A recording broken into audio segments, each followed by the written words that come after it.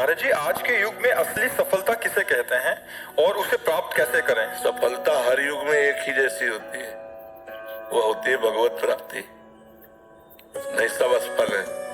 तुम चाहे जितने बड़े पद में पहुंच गए, चाहे जितने अरब रुपया जमा कर लियो, चाहे जितना सुंदर परिवार हो, चाहे जितना सुंदर महल हो, चाहे जितनी सुंदर गाड़ियां हैं, मरोगे तो इनमें से क्या जाएगा? तो असफल हो गए ना भाई। कमाने यहाँ आए थे 70 वर्ष, 80 वर्ष, 100 वर्ष, 120 वर्ष, इसके आगे तो आयु है नहीं मनुष्य की। इतने में जो कुछ कमाया उसमें से 5 रुपए भी नहीं ले जा सके, तो असफल रहे कि सफल? असफल रहे ना। तो सफलता है भगवान की प्राप्ति हर युग में। चौं जुग चौं श्रुति नाम प्रभाव, लोकों वेद नानु पाओ। यदि हर समय मधुर मधुर भगवान का नाम जप कर रहे, इससे बड़ा कोई योग नहीं। तेषाम सतत युक्ता नाम भजताम प्रीति पूर्वकम ददामि बुद्धि योगम तम एन मामुपयान्ति।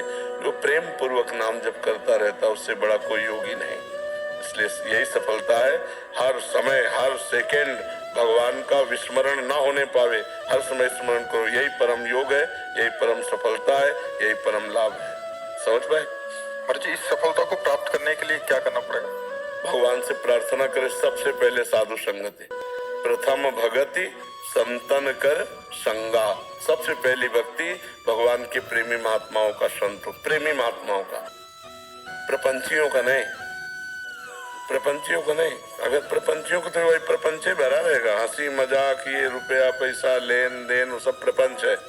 शुद्ध बात, त्रिगुणातीत बात, केवल भगवान से मतलब जिनको, ऐसे भक्तों का संग हो। महासंगस्व दुर्लभो अगम्यो अमोघस्य। महापुरुषों का संग दुर्लभ है।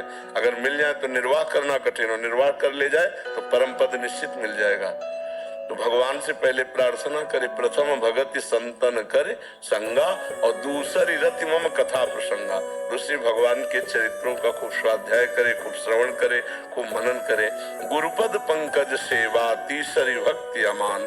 श्री गुरुदेव भगवान के चरणों का आश्रय ले और मान रहित होकर गुरुदेव के चरणों की सेवा करे। चौथी भगत मम गुण गण करे कपट तज गान। चौथी भक्ति भगवान की लीला गुणों का कपट तज करके गान करे। कपट तज लीला गुण भगवान के गा रहे, रुपया चाह रहे। चौथी भगत मम गुण करे कपट तज गान। मंत्र जाप मम दृढ़ विश्वासा।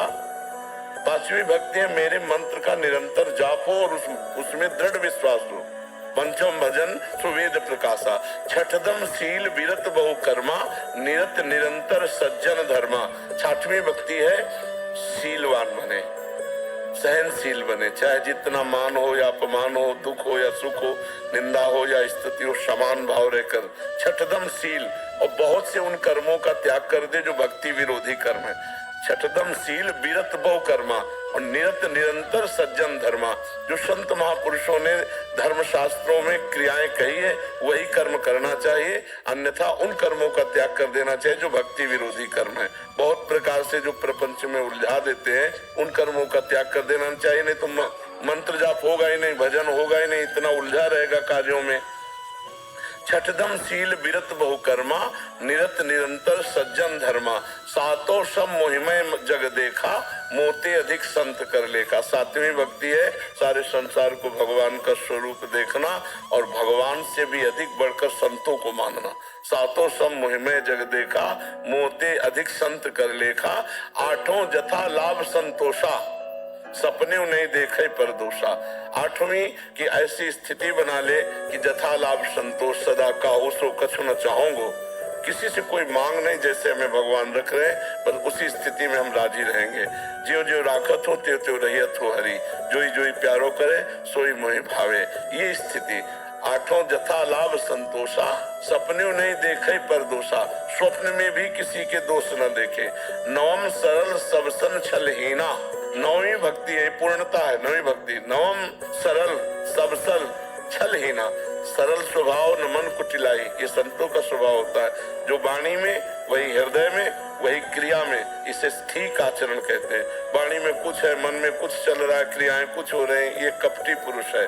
सरलता ये कि जो बोल रहा है वही आचरण कर रहा है, वही उसके मन में है।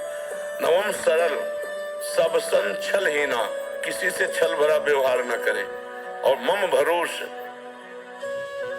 मेरे पर विश्वास हो, ना हर्ष हो, ना शोक हो, ना कभी किसी के सामने अपनी दैन्यता प्रकट करे। भागवतिक दैन्यता अलग है, गरीबी वाली दैन्यता न प्रकट करे कि बाबूजी कुछ सहयोग कर दो, नहीं। मम भरोस ही हरस न दीना, वो ऐसी दैन्यता न करे, किसी के सामने हाथ न पसारे। तो भगवान सबको देने वाला है, जब देगा तो निहाल कर देगा।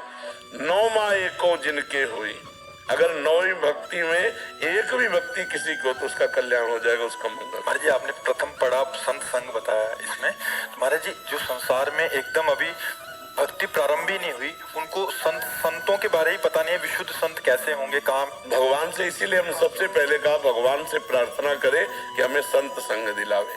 भगवान तो सब जानते हैं ना, तो भगवान से प्रार्थना करें तो ऐसे संतों के पास पहुंचा देंगे जिनके संग से परमार्थ पुष्ट होता है। ऐसा तो है नहीं कि असली संत है नहीं। अगर नकली नोट है तो असली उसका होगा कहीं, खोजो।